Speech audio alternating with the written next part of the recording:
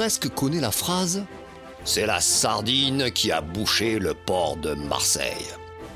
Cette phrase que l'on jette à son interlocuteur quand le récit qu'il en fait nous paraît être loin d'une vérité vraisemblable. Enjolivé exagérément pour se donner de l'importance, une galéjade.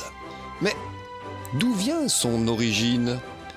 Et si ce qui est devenu cause de raillerie puisait sa source d'un fait historique bien réel ?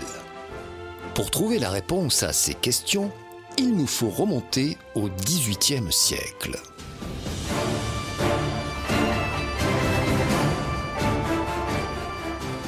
Et plus précisément aux années 1778 à 1780.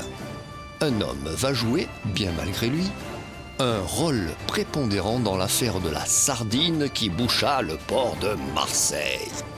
Paul de Barras, vicomte de Barras, né le 30 juin 1755 à Fox-en-Fous, dans le Var, est un noble français. Il s'engage dans l'armée en 1771 à 16 ans.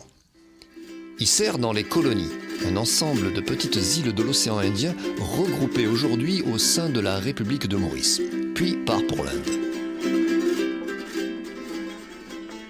Nous sommes à l'époque de la guerre d'indépendance des États-Unis qui opposa les colonies de l'Amérique du Nord au royaume de Grande-Bretagne de 1775 à 1783. La France s'engage dans la guerre aux côtés des Américains et apporte dans un premier temps son soutien en matériel et aide avant de prendre part au combat.